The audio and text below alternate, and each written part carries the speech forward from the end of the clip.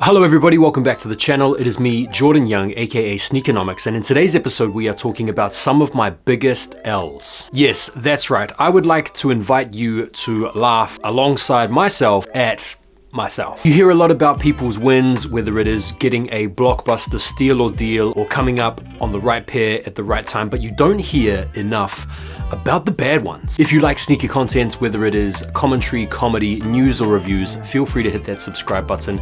And while you're at it, you might as well hit the like button. It takes a fraction of a second. And if you don't want to do either of those things, that's absolutely fine. I understand.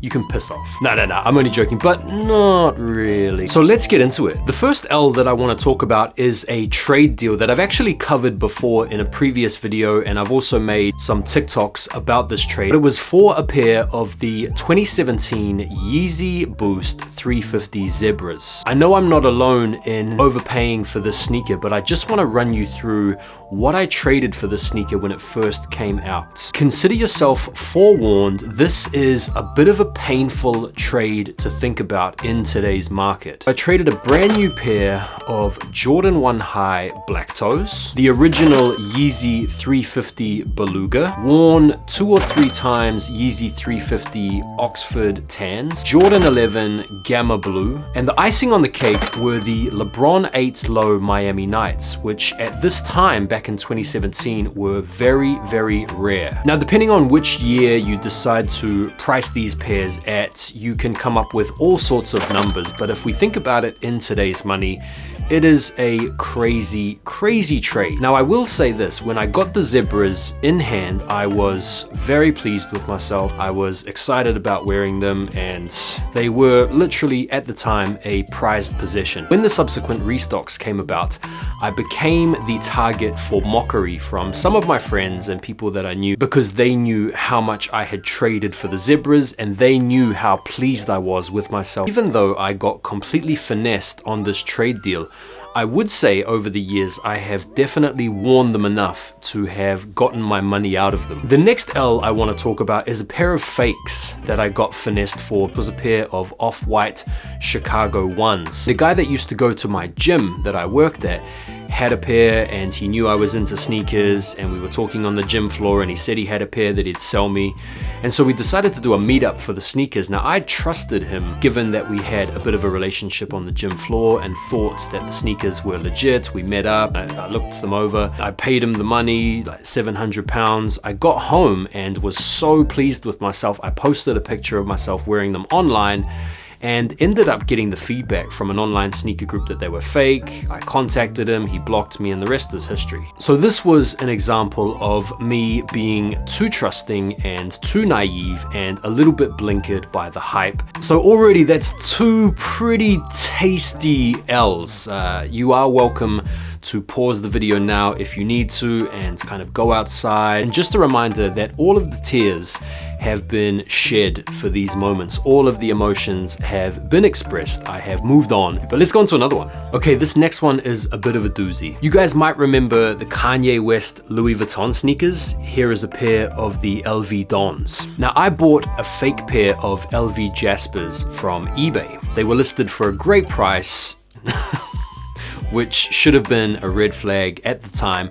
But the reason they were priced so low is because they had a lot of damage to the liner, the inside part of the shoe. And so my plan was to buy them at this heavily discounted price, repair the liner, and restore them to their former glory. So I bought the shoe, I got them in hand, and then I pretty much ferried them straight into the custody of a shoesmith, cobbler guy, who then systematically went to town repairing the liner quickly. This cost me quite a bit of money because he had to replace the entire liner, and he replaced it with a high quality leather. After I paid all the money to the cobbler and got the sneakers back in my possession, I gave them a proper look over, and something just wasn't right about them. I then methodically legit checked them and came to the conclusion they were fake. I contacted the seller to say, hey, these are fake. He said, okay, send me some pictures so I can see what's going on. I sent him back the pictures showing the shoes all repaired. Now, because I had repaired the shoes, I had essentially nullified any chance I had to make a claim back on the shoes being fake. So I ended up getting stuck with them. Enormous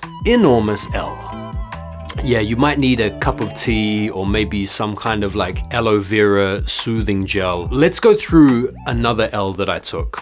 It's almost quite cathartic and therapeutic to sort of bare my soul to all of you out there. And I'm sure the sneaker expert veneer in me is probably rubbing away as I speak to you. So let's talk about a shoe that I regret selling, and it's the Air Jordan 4 Grey Cause. So I picked these up back in 2017, not long after they released, for a really good price, £650, very near DS, and they were in the perfect size for me, a UK 9.5. So I had the shoe, I wore the shoe, I enjoyed it, got off some fits with it, and then in 2019, I needed some money, and so I decided to sell them. And I sold them to a guy that I had become quite friendly with online. I sold them to him for a pretty good price, £750. I just thought I'd make a little bit of money on them. Nothing too crazy, nothing too greedy, but enough to sort of justify offloading them. When I sold them to him, I asked him specifically that if he were to ever sell them on, that he would just sell them back to me for the price I sold them to him for, or a little bit less depending on how worn they were. He agreed, we shook hands, we did the deal, and years later we did some more shoe deals, and when I asked him if he would be willing to sell the Cause back to me,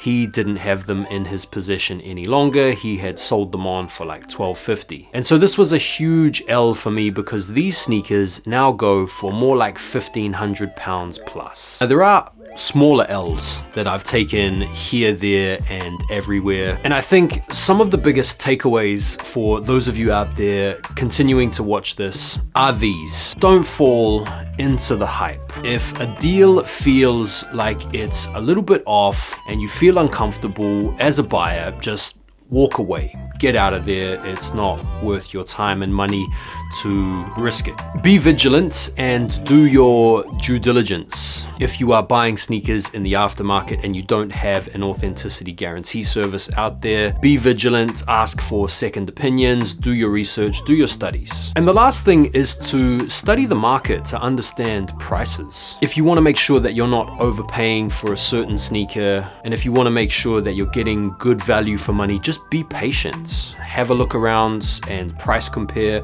across platforms. Ask people in your local sneaker groups or online if they can give you an opinion on a price, and just take your time. Don't rush haphazardly into deals like I have in the past. I hope you enjoyed sharing this experience with me about some of my biggest sneaker L's. Feel free to drop your own in the comments if you want to share with everybody some of the times where you took the L. And hey, listen, it happens. It's one of those hobbies where you win some and you lose some, and a lot of us take a lot of time to talk about all the dubs, but don't spend enough time recounting the L's. And so this was a fun experience, and I hope you enjoyed it.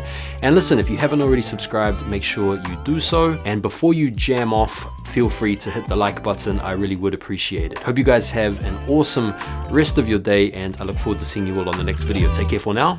Peace.